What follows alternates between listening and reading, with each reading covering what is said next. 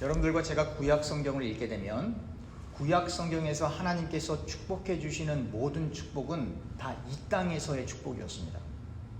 죽은 다음에 어떠한 영광을 누릴 것이다 라고 하는 그러한 설명보다는 아브라함과 이삭과 야곱으로 이어지고 그리고 다윗으로 이어지고 하는 모든 축복들은 이 땅에서 너희가 번영할 것이다, 너희가 잘 될 것이다, 너희의 민족이, 너희의 자손들이 해변에 있는 그 모래알처럼 더 많을 것이다, 엄청나게 많은 은혜와 축복과 그 하나님의 사랑이 죽은 다음에 어떠한 것을 얻는 것에 고착되어 있는 것이 아니라 이 땅에서 이스라엘 사람들이, 하나님의 백성들이 하나님을 잘 믿을 때에 어떠한 축복을 누릴 것인가에 관한 축복이 대부분입니다.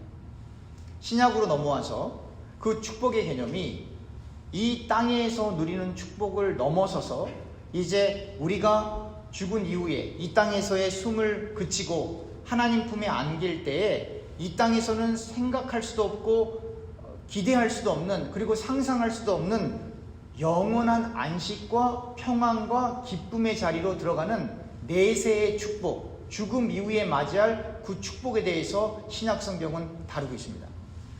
그러므로 여러분들과 저는 신약 성경만 믿는 게 아니고 또 구약 성경만 믿는 게 아니라 창세기부터 계시록까지 이어지는 66권의 성경을 모두 하나님의 말씀으로 믿고 있기 때문에 여러분들과 저는 내세에만 치우쳐서 천국을 소망해서 인생을 살아야 하지만, 그러나 이 땅에서도 우리가 하나님이 주시는 복이 없으면 인생을 바로 살아갈 수 없다라는 것을 인식하여 천국과 그리고 이 땅을 살아가는 우리가 균형감을 가지고 하나님의 말씀을 이해해야만 하는 그 자리에 있는 것입니다.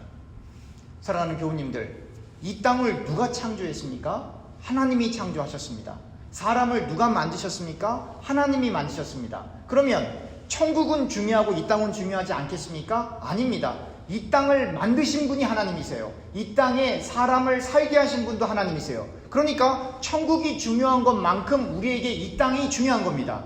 그래서 우리가 땅에서 매면 하늘에서 매이는 거고, 땅에서 열면 하늘에서 열린다라고 하는 것은 하늘나라와 이 땅이 분리되어 있는 것이 아니라 연결되어 있기 때문에 여러분들과 제가 이 땅에서 하나님의 말씀을 따라 인생을 살아갈 때 하나님이 주시는 축복도 누릴 뿐만 아니라 그 축복은 우리의 영원한 안식인 천국과 연결되어 있다라고 하는 것을 66권이 일관되게 보여주고 있는 것입니다.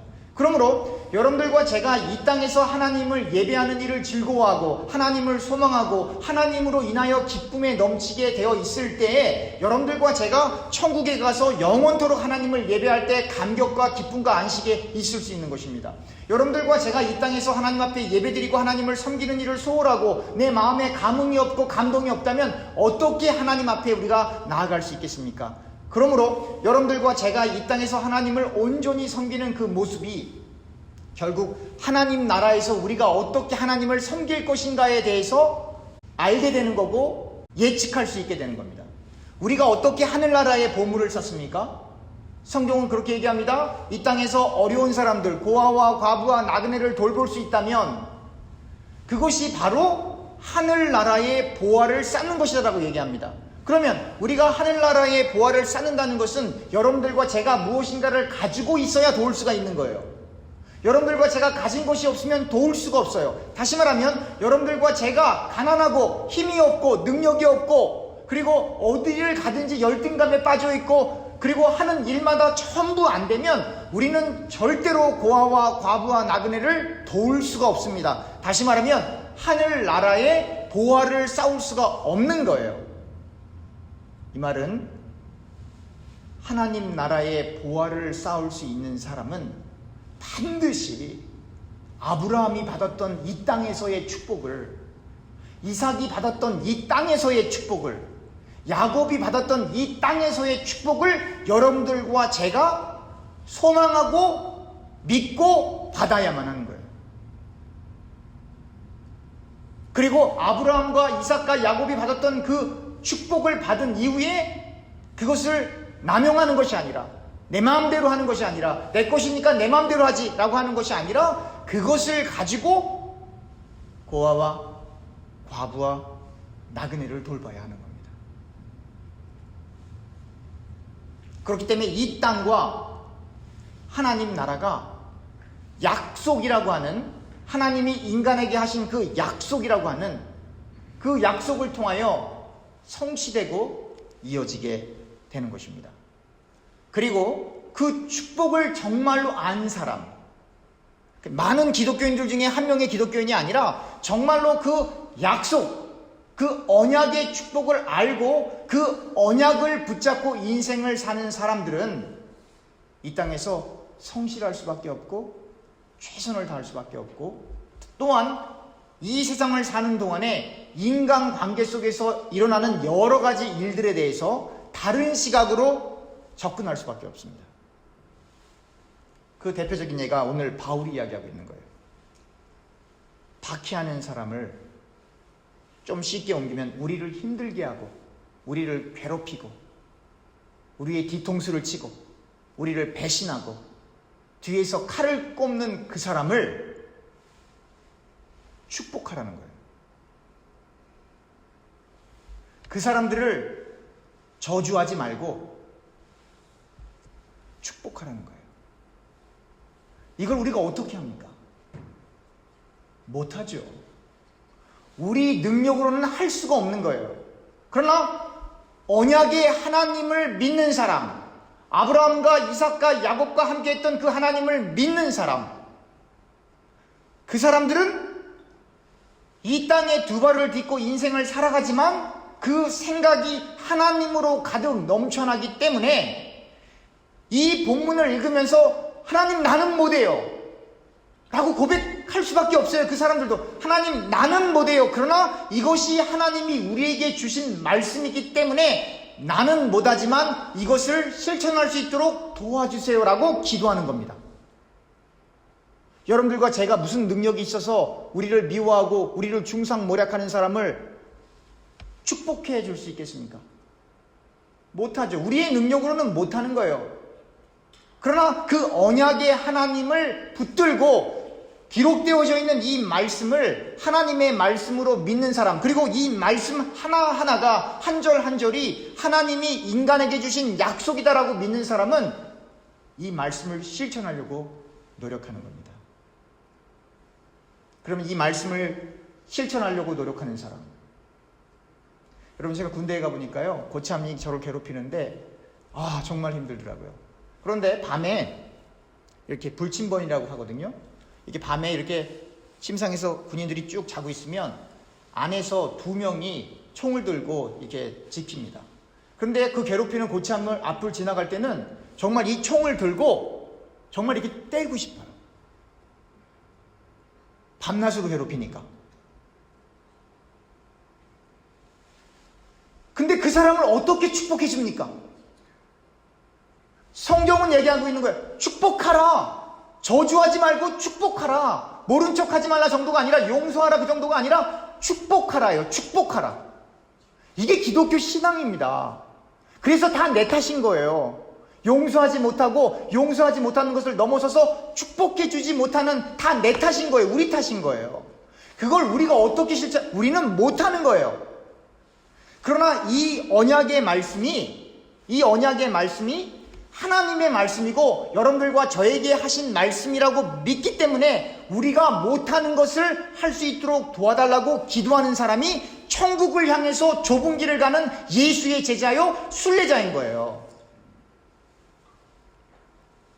또한 15절에 보니까 즐거워하는 사람과 함께 즐거워하고 우는 사람들과 함께 울라라고 했어요. 여러분 다른 사람이 잘 되면요 이상하게 우리의 마음이 불편할 때가 있어요. 같이 일하는 동료가 진급하면 같이 즐거워해 줘야 되는데 그렇지 못할 때가 있어요.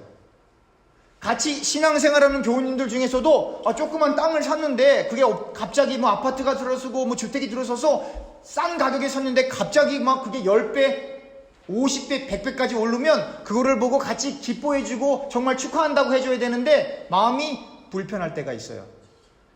내 친구 아들은 좋은 대학교에 가서 기쁜데 내 아들은 대학에 떨어져서 그 좋아하는 그 친구한테 가서 축하한다고 말을 해줘야 되는데 내 떨어진 아들 때문에 그걸 못할 때가 많아요. 즐거워하는 사람과 같이 즐거워해줘야 되는데 각자가 갖고 있는 개인적인 상황 때문에 그 사람들을 즐거워해주지 못할 때가 너무 많아요. 또 우는 것도 그래요. 정말 사랑하는 가족들 혹은 사랑하는 자녀들을 잃었을 때 거기 가서 같이 울어주고 해야 되는데 그게 겉으로는 한두 번 하는데 그 마음이 없이 자기의 즐거움에 도취돼서 거기서는 같이 울지 못하는 사람들도 의외로 많아요. 그러면 이 땅에서 정말로 즐거워하는 일을 경험하고 있는 사람과 함께 즐거워할 수 있는 사람, 정말로 슬퍼하고 우는 사람과 함께 마음을 같이 해서 울고 슬퍼할 수 있는 사람들은 어떤 관계에 있는 사람들입니까? 가족밖에 없어요. 아십니까? 근데 요즘은 세상이 너무나 악해져서 가족끼리도 싸워요. 가족끼리도 평생 얼굴 안 보고 사는 사람들 많습니다. 친가족인데 가족끼리도 재산 때문에 자녀들끼리 법원에 가서 피 터지게 싸우는 자녀들도 많아요.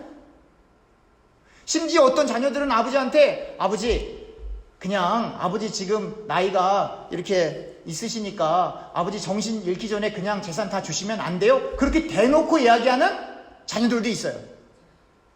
이게 옛날 얘기가 아니고 지금 제가 현실을 이야기해주고 있는 거예요. 그러면 어떤 사람들이 같이 울어주고 같이 기뻐해 줄 수 있습니까? 정말 가족. 하나님 나라의 가족이어야만 됩니다. 여러분들과 저는 하나님 나라의 가족입니까? 하나님 나라의 가족이기 때문에 우리가 같이 예배드리는 거예요. 교회는 주식회사가 아닙니다. 교회는 기업이 아닙니다.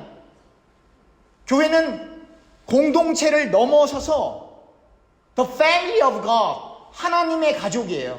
The family in God, 하나님 안에 있는 가족이에요. The family by God, 하나님에 의한 가족이에요. The family through God, 하나님을 통한 가족이에요. 여러분, 한국말에 그런 표현이 있어요. 피는 물보다 진하다. 아무리 가까운 관계에 있어도 가족보다 더 중요하지 않다라는 표현이겠죠. 그런데 여러분들과 저는 그 인간의 피보다 더 귀한 예수의 피로 가족이 된 거예요. 여러분 믿으십니까? 여러분들과 저는 인간의 피보다 더 귀한 The precious blood of Jesus Christ, 예수님의 귀하신 피로, 그 보혈로 가족이 된 거예요. 그래서 여러분 친가족간이라도 멀리 떨어져 있으면 상황을 잘 몰라요. 친가족간이라도 연락을 자주 안 하면 어떻게 지내는지 잘 몰라요. 어쩌면 우리가 그러한 상태에 있어서 서로가 서로를 잘 모를 수는 있을 수 있어요. 하지만 우리는 사람의 피보다 더 귀한 예수님의 보혈을 통하여 가족 관계를 이루고 있는 하나님 나라의 가족이기 때문에 같이 즐거워하고 같이 울어야 하는 가족 공동체입니다. 여러분들과 제가 이걸 믿으셔야 해요. 부부지간에는 싸우면 이혼할 수도 있습니다. 그러나 자식과 부모 관계에서는 싸우고 분리하는 경우가 있습니까? 자식은 괘씸해서 부모님을 안 본다 그래도 그 엄마 아빠는 죽을 때까지 그게 한이 돼서 눈물로 웁니다.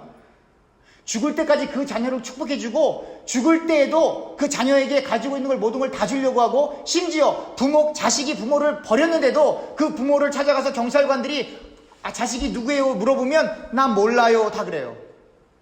왜 그렇죠? 조금이라도 자식에게 손해가 갈까봐, 조금이라도 자식이 불이익을 당할까봐. 그게 부모 심정이에요. 정상적인 부모 심정. 우리는 예수 그리스도의 보혈로 말미암아 한 가족이 되었어요. 그 예수님이 여러분들과 저를 위하여 십자가에 달려 죽으시고 그 모진 고초와 고통을 당하시고 그 피를 다 흘리셨어요. 그러면서 예수님께서 그렇게 말씀하세요. 내가 산 것처럼 너희도 살면 안 되겠니? 그게 자기 부인이에요. 자기 부인이 거창한 게 아니에요. 내가 용서할 수 없는 사람을 용서하고 사랑할 수 없는 사람을 사랑하고 그리스도 안에서 같이 울어주고 같이 즐거워할 수 있어야만 하는 것입니다.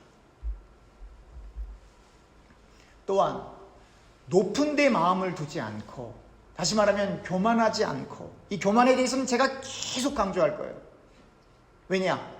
이 중에서 누가 제일 교만하겠습니까? 여러분 생각에 접니다. 제가 교만하고 제가 교만할 가능성이 제일 많아요. 그러니까 제가 교만하지 마세요 그러면 오늘도 목사님이 나를 치나, 그렇게 생각하지 마세요. 저를 치는 거예요. 저를 치는 거예요. 높은 데 마음을 두지 않고 교만하지 않고 여러분들과 저는 낮은 데 마음을 둬야 돼요. 이 말은 뭐예요? 겸손해야 돼요. 지혜 있는 척하지 말고 잘난 척하지 말고. 그런데 여러분, 이 말은 또 오해하시면 안 돼요. 내가 정확한 정보를 알고 있는데 그거를 얘기해주면 그건 잘난치 않은 거가 아니에요. 이게 뭐냐면 태도의 문제예요. 태도. 어떠한 태도로 내가 상대방에게 정확한 정보를 전달하고 있는가? 어떠한 태도로 내가 상대방에게 이야기를 해주고 있는가? 그 태도 문제예요. 태도가 겸손한 태도로 정말 그 사람을 내가 도와주고 그 사람에게 바른 길을 제시해주기 위해서 말을 하는 건 교만한 게 아니에요. 잘난 척하는 게 아니에요. 지혜 있는 척하는 게 아니에요. 그런데 그 태도가 오만하고 그 태도가 마치 내가 그 사람보다 위에 있는 그 느낌을 주면 그건 아무리 정확한 진리요 정확한 정보라 할지라도 그것은 교만한 거예요. 그것은 높은 데 마음을 두고 있는 거예요. 17절에 또 보니까 아무에게도 악을 악으로 갚지 말라, 그렇게 기록되어 있습니다. 그리고 모든 사람 앞에서 선한 일을 도모하라고 했습니다. 이 땅에서 가장 선한 일이 무엇입니까? 여러분들과 제가 정말로 이 예수님의 말씀, 그 예수님의 보혈을 의지하여 하나님께로 나아가고 있는 예수님의 제자요 순례자라면 여러분들과 제게 있어서 어떠한 행동을 하는 일이 가장 하나님 앞에서 선한 일이겠습니까? 가난한 사람을 도와주는 일도 선한 일입니다. 힘든 사람을 도와주는 것도 선한 일입니다. 한 끼를 밥을 못 먹는 사람에게 음식을 대접해서 그 사람이 한 끼를 맛있게 먹는 것도 선한 일입니다. 그런데 그건 고작 한 끼예요. 그러나 여러분들과 제가 예수님을 증거하지 않아서 그 사람들이 죽은 다음에는 성경에 의할 것 같으면 eternal punishment, 영원한 심판의 자리로 떨어지는 거예요. 영원한 심판. 여기선 우리가 잘못하면 회개하면 됩니다. 그러나 죽은 이후에는 회개할 기회가 더 이상 주어지지 않아요. 여기선 배고픈 사람 밥 주면 밥 먹고 배부르면 됩니다. 돈 없는 사람 돈 주면 그 사람이 그 돈 갖고 행복할 수 있습니다. 그러나 죽은 다음에는 회복할 수 있는 기회가 없어요. 하나님 앞에서 가장 선한 일이 무엇입니까? 복음을 전하는 겁니다. 그래서 하나님의 모든 사람들은 교회를 부흥시키기 위해서 전도를 한 게 아니고, 다른 사람들에게 영향력을 주기 위해서 전도를 한 게 아니고, 그 영혼이 불쌍해서 전도한 거예요. 그리고 그 일이 가장 하나님 앞에서 귀한 일이고 가장 선한 일이기 때문에. 이게 또 태도 문제입니다. 내가 저 사람들이 우리 교회에 오므로 우리가 더 높아지는 그 마음을 갖고 전도하면 교만한 거예요. 정말로 전도를 하려면 저 사람들이 불쌍해 보여야 돼요. 저 사람들이, 더 정확히 얘기하면 저 사람들의 영혼이 진짜로 불쌍해 보여야 해요. 저대로 죽으면 지옥 가는데, 영혼이 꺼지지 않는 불 속에 들어가는 건데, 우리가 성경을 그대로 믿는다면, 우리가 성경 말씀 안 믿는다면 이런 얘기가 전혀 이해가 안 가죠. 그러나 우리가 정말로 성경을 믿는다면 저대로 죽으면 지옥 가는데, 불구덩이에 빠지는 건데, 다시는 회복될 수가 없는 건데, 하루 이틀 그러한 고통을 당하는 것이 아니라 영원토록 시작도 없고 끝도 없는 영원한 고통 속에 들어가 있는 건데, 저 영혼 불쌍해서 어떡하지? 라고 여러분들과 저의 마음이 움직여야 돼요. 그래서 전도하는 사람은 반드시 그 영혼을 놓고 기도합니다. 여러분들과 저의 기도 리스트에 불쌍한 그 영혼들에 대한 이름이 없고 그냥 일상적으로 우리가 하는 일이 다 잘 되도록 기도하는 그 사람은 순례자의 길을 가고 있는 사람이 아닙니다. 제자의 길을 가고 있는 사람이 아닙니다. 그리고 이 복음을 전하기 위해서 그 하나님 앞에서 가장 고귀한 일을 하기 위해서 인생을 사는 사람은 반드시 성령의 열매가 나타납니다. 우리 갈라디아서로 가겠습니다. 갈라디아서 5장 22절입니다.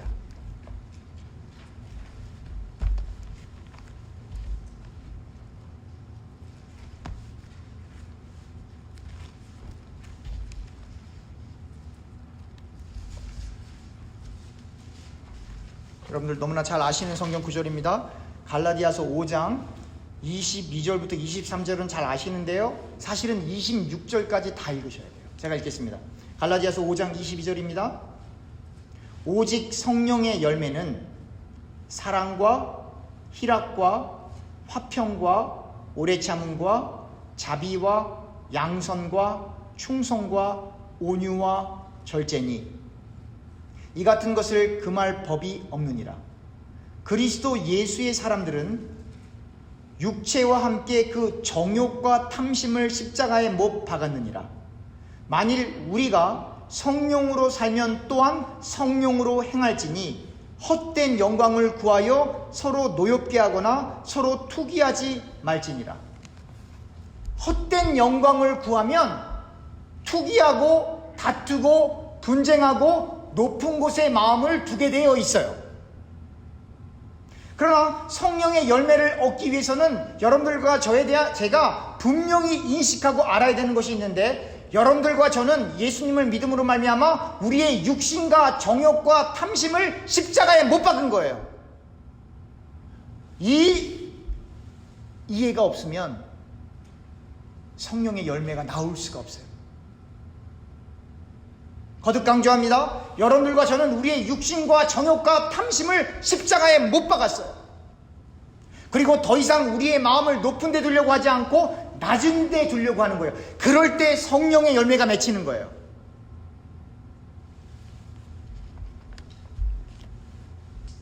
그리고 이 성령의 열매가 맺혀야지만 화목하게 됩니다. 오늘 본문 보겠습니다. 로마서 12장 18절입니다.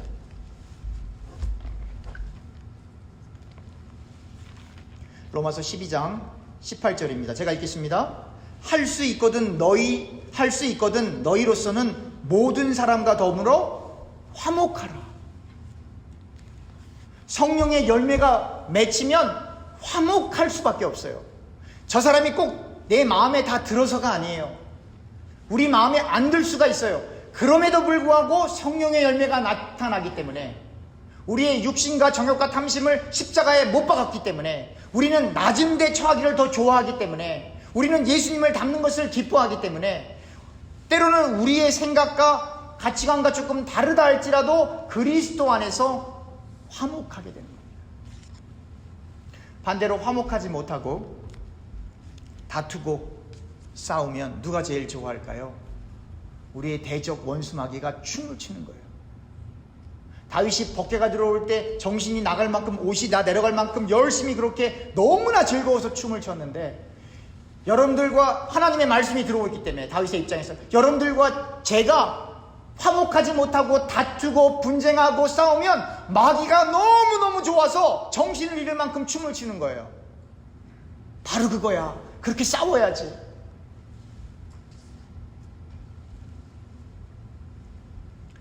여러분들과 저는 이 땅을 사는 동안 성령의 충만함을 받아야 하는데, 그 성령 충만함은 단순히 감정적인 게 아닙니다. 오늘 기도했더니 성령이 내려왔어. 그것도 성령 충만이에요. 기도했더니 병든 사람이 나섰어. 그것도 성령 충만일 수 있어요. 그러나 그 성령 충만은 단회적인 게 아니라 여러분들과 저의 일상의 삶 속에서 날마다 낮은 데 마음을 두고 날마다 성령의 열매를 맺어가며 그리스도의 인격을 닮아가며 다른 사람을 배려하고 다른 사람을 위해주고 우는 사람과 함께 울어주고 슬퍼하는 사람과 함께 슬퍼해주고 즐거워하는 사람을 진심으로 즐거워해주고 축하할 일이 있을 때 그 사람을 진심으로 축하해주는 그 일상의 모든 삶이 성령 충만의 삶으로 가는 거예요. 그러니까 성령 충만은 내가 기도원에 가서 불을 받았습니다. 그것도 성령 충만일 수 있어요. 그러나 진정한 성령 충만은 여러분들과 저의 삶이 완전히 바뀌는 거예요. 어떠한 삶으로? 우리의 육신과 우리의 정욕과 우리의 탐심을 십자가에 못 박아서 다시는 뒤돌아보지 않고 주님만 따라가는 겁니다. 마지막 우리 본문 19절부터 21절 제가 읽겠습니다. 로마서 12장 19절부터 21절입니다. 내 사랑하는 자들아, 너희가 친히 원수를 갚지 말고 하나님의 진노하심에 맡기라. 기록되었으되 원수 갚는 것이 내게 있으니 내가 갚으리라고 주께서 말씀하시니라. 내 원수가 줄이거든 먹이고 목마르거든 마시게 하라. 그리함으로 내가 숯불을 그 머리에 쌓아 놓으리라. 악에게 지지 말고 선으로 악을 이기라. 여러분들과 제가 인생을 살면서 원수가 있으면 안 되겠지만 원수가 혹 생기더라도 여러분들과 제가 원수를 갚는 것은 월권행위예요. 원수 갚는 건 하나님이 하시는 거예요. 그럼 우리는 원수에게 무엇을 해야 되냐? 배고프면 음식을 줘서 먹여야 돼요. 목마르면 물을 줘서 마시게 해야 돼요. 그건 여러분들과 제가 해야 되는 responsibility, 책임이에요. commandment, 명령이에요. 해도 되고 안 해도 되고가 아니라 여러분들과 제가 인생을 살면서 원수가 있으면 안 되겠지만 그 원수가 있을 때 그 원수가 배고프면 밥을 먹이고 목마르면 물을 마시게 해야 되는 것이 여러분들과 저의 책임이자 의무이자 하나님의 명령입니다. 여러분들과 제가 그 명령을 어기고 우리 스스로 원수를 갚으려고 하면 그것은 월권행위다라고 바울이 설명하고 있는 거예요. 그리고 결론을 이렇게 얘기하는 거예요. 악에게 지지 말고. 왜냐하면 칼로 세상을 정복하려 하는 사람은 칼로 망하고 누군가를 중상모략해서 어떤 높은 자리에 올라가는 사람은 결국 그 중상모략으로 본인이 떨어질 것이고, 그렇게 똑같은 인생살이 속에 거하지 말고 인생의 굴레 가운데 얽매여서 허탄한 것을 쫓지 말고, 바울이 얘기하는 거예요. 악에게 그렇게 지지 말고 선으로 악을 이기세요. 원수라도 배고프면 밥 먹여주세요. 원수라도 목마르면 물 마시게 해주세요. 절대로 나 중심대로 다른 사람을 평가하지 마세요. 그 사람들 입장에서 그 사람들을 배려하고 이해해 주세요. 그 말이 같이 울고 같이 즐거워하라, 그 얘기예요. 같은 심정으로. 그 사람들의 심정을 모르고 내 심정대로 그 사람들을 평가하면 절대로 같이 울 수가 없어요. 그 사람들의 마음을 고려하지 않고 그 사람들을 배려하지 않고 나의 입장만 생각하면 절대로 그 사람들과 함께 축하해주고 즐거워해 줄 수가 없어요. 그래서 신앙생활은 자기 부인이에요. 인간관계도, 물질적인 관계도, 그리고 모든 삶의 형태가 예수 믿는 사람은 자기 부인의 자리로 갈 수밖에 없는 겁니다. 기도하겠습니다. 하나님, 우리는 사실 힘이 없어서 원수를 못 갚고 있는 것이지, 우리가 힘이 있으면 이미 원수를 갚았을 것을 우리가 잘 압니다. 또한 우리가 원수를 용서할 수도 없을 뿐만 아니라 원수를 축복한다라고 하는 건 그건 불가능한 일인데, 그럼에도 불구하고 성경에서는 박해하는 자를 축복하고 악에게 지지 말고 악을 선으로 이기라 라고 말씀하시는 이 말씀을 우리가 하나님의 언약의 말씀으로 붙들고 있기 때문에 감히 우리가 할 수 없는 이 어려운 일을 실천하려고 하오니 우리에게 성령을 부어주시고 성령의 충만함으로 함께하여 주셔서 우리의 생각이 온전히 하나님께 향할 수 있도록 하나님 우리를 붙들어 주시옵소서. 예수님의 이름으로 기도합니다. 아멘.